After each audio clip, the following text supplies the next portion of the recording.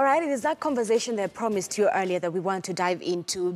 Kenya rather, being the only country within Africa that has the first testing software applications. Of course, this is a big thing in regards to technology here in Kenya, in a race to keep up with their Big Four agenda, which includes universal care and housing. The government, in partnership with Microsoft Corporation and Technobrain, has launched a 100 million shilling software testing center in Nairobi, the first in Africa.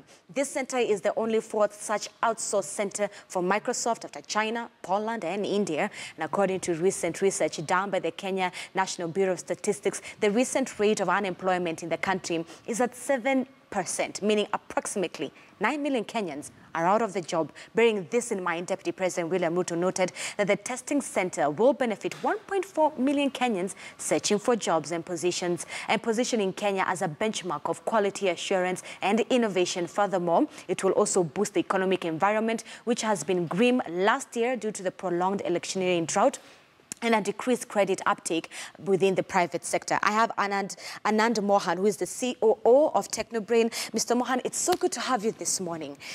This is such a big win within technology here in Kenya and also within Africa because it's the first of its kind. Like we've seen, we only have one in China, Poland, and India, and this being in Kenya. Yes. Why is this more so a big deal? It is a really big deal because it creates a lot of jobs. Right. And number two, it creates real engineering and computer science jobs and sustainable jobs. There are about close to 1 billion people use Microsoft and Windows related products. And there are so many products that get released every month, every year. Before they get released to the end users, they need to be tested properly for all the bugs, functionality, everything that goes into the product. So Microsoft and Technobrain came together about a year back, started discussing about this huge project, which the technology center, testing center, tests all the products before it gets released to the market. For example, you have a Windows laptop. Now you have a KTN application on it. Now the next version of the Windows software, when it's going to be released, now we have to check whether KTN application will be working on that new Windows platform or not. Here in Kenya, it's a big deal for us because it can create thousands of jobs. Right. And it also creates an ecosystem of the technology world because all the associated things have to come together. For example, if you're testing Windows, it's a software. Then you need to produce devices. There has to be innovation of integration with the devices and the software. So it creates the ecosystem, and it also boosts the entrepreneurship. And that gives opportunities to many engineers in Kenya to create more and more products and to come with more innovation. So from a layman's language, what we're saying is that all these softwares that are being developed, especially here in Kenya and also Africa, before they are then given out to the public, Technobrain and Microsoft are saying, hey, let us first of all test this out. Right? Yes. And see whether they are of quality.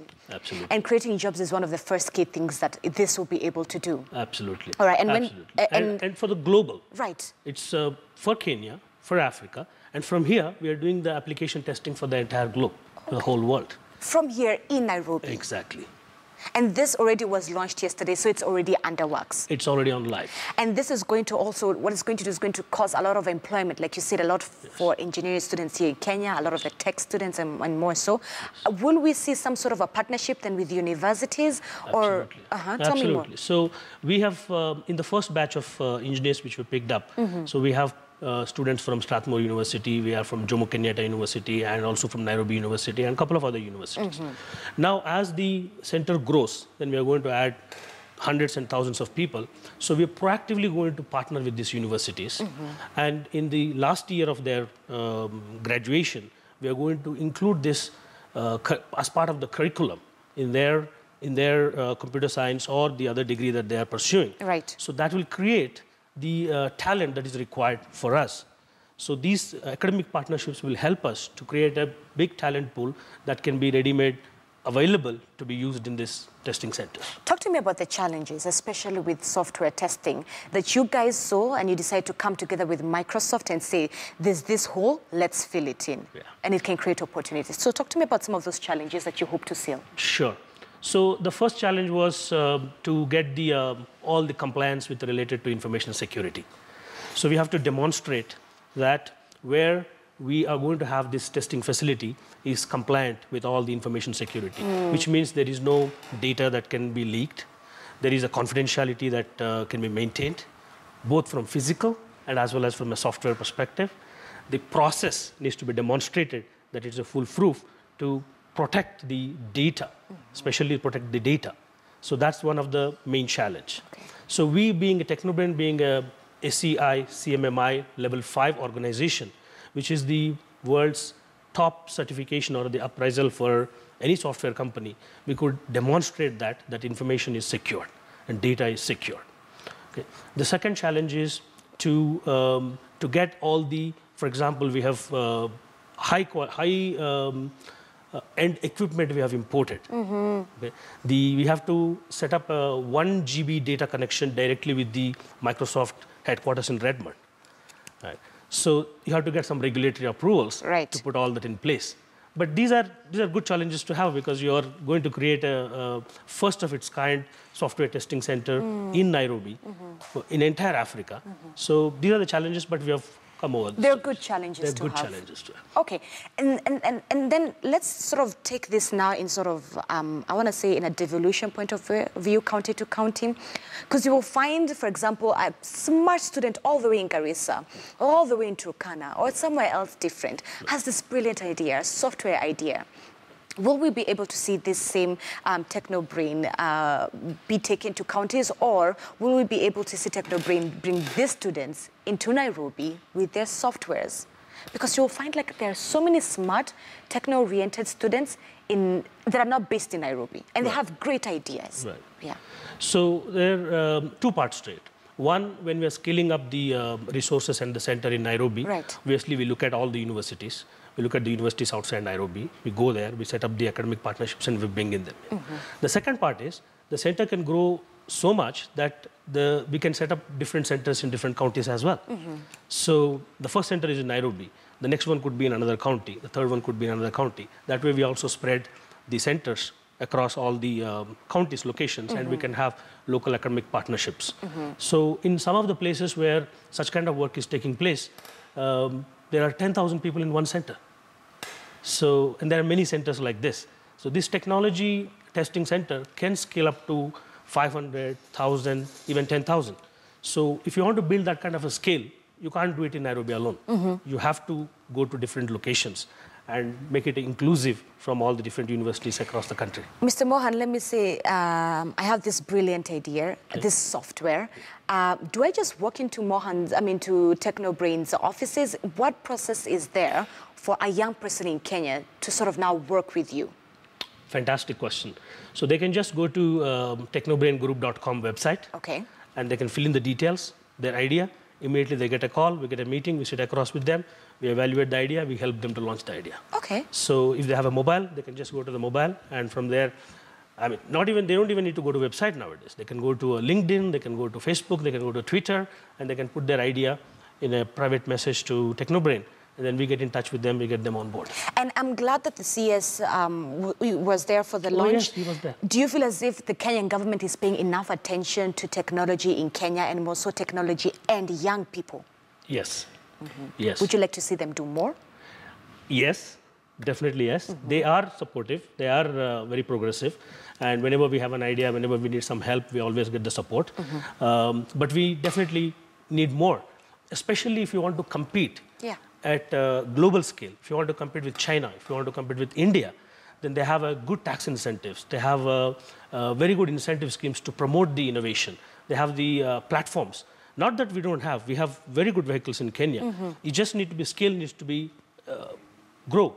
And we need to encourage more and more companies to bring the business here. Because when you compete in US, in UK, we have to compete with Eastern European companies, we have to compete with Asian companies.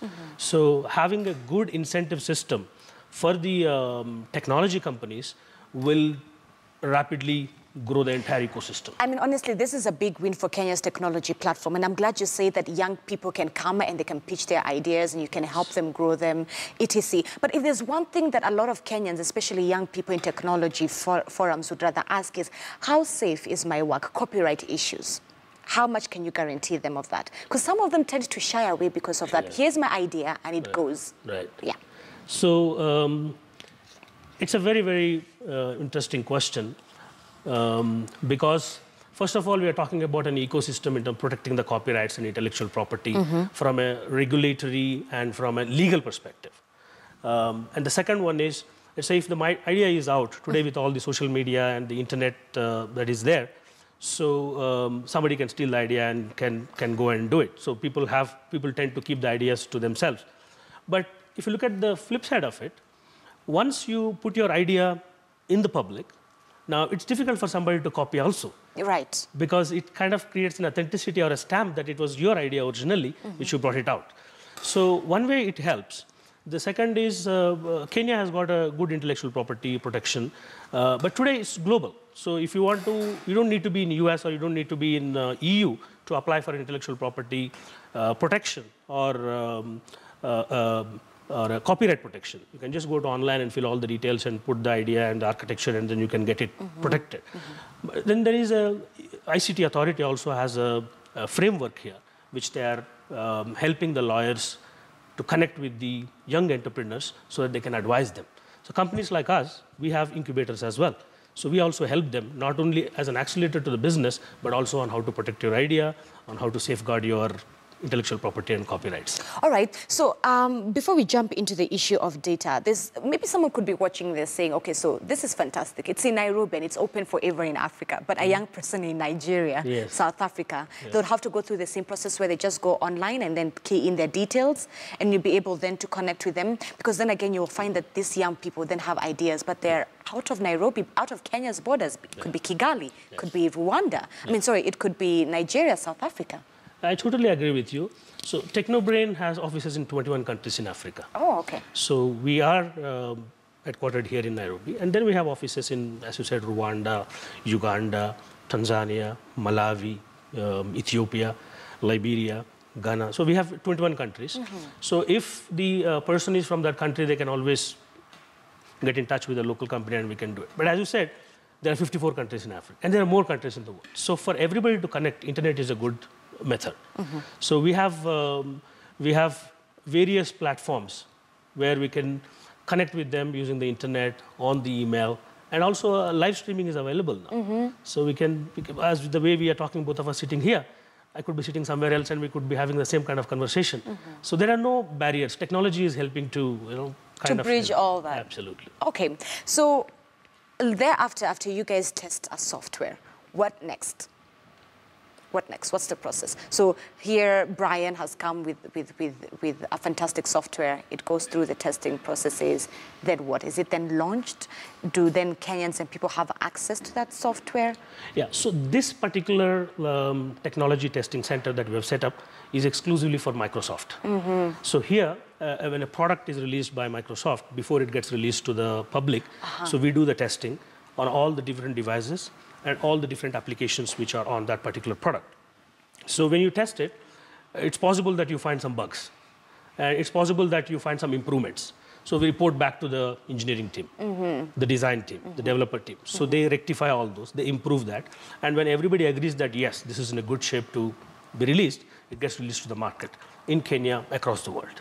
Right? So similarly, if some other idea has come and then that is developed, designed, and we do the testing, so if nothing is found, it's good to go, it goes. But again, there is always an improvement required. So next version, we add all the new features. And then you test it again, and then you release it to the public. Yeah. And after, so within, how long till do you think we'll be able to see a great software being released here in Kenya?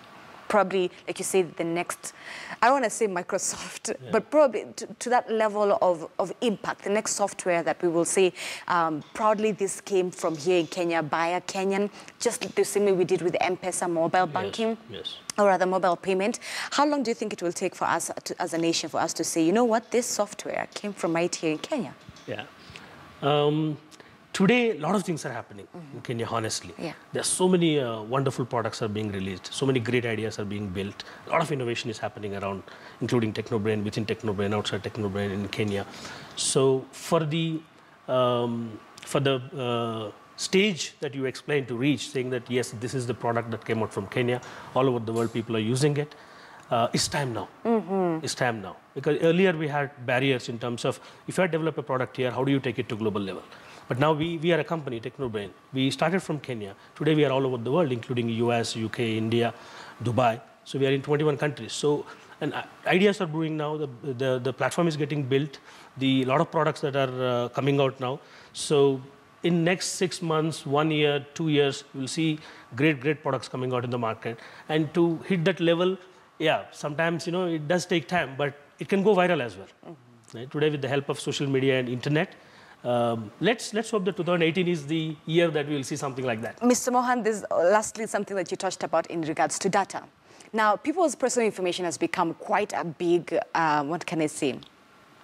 A big point, especially after we saw with Analytica, Cambridge, and Facebook happening. So people are very cautious about sharing their personal data. How then does TechnoBrain assure Kenyans or assure its users or assure young people who are then coming on board to partner with TechnoBrain that your data is safe? Yes. So we have ISO 27001, which is the good process to have to protect the information security and the data. And then, as I said, we also have Software Engineering Institute Capability Maturity Model Integration, which is CMMI level 5. So there are only 200 plus companies in the world. And we are the only company in whole of Africa who is apprised at that level. So those processes will help us to take care of the information security aspects. On top of it, it's end of the day, it's human. So you have to keep on training them. You have to make young people understand how important it is.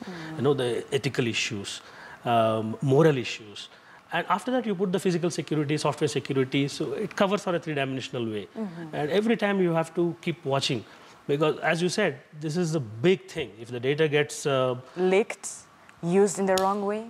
Absolutely. All right, Mr. Mohan, thank you so much for your time. Thank you. All really right. appreciate it. Thank you so much. And of course, that's Anna Mohan, who is the COO of TechnoBrain, really helping us understand this new big win here for Africa and more so for Kenya. That's launched the first testing software to compete with the likes of China, Poland, and India. When we come back after this commercial break,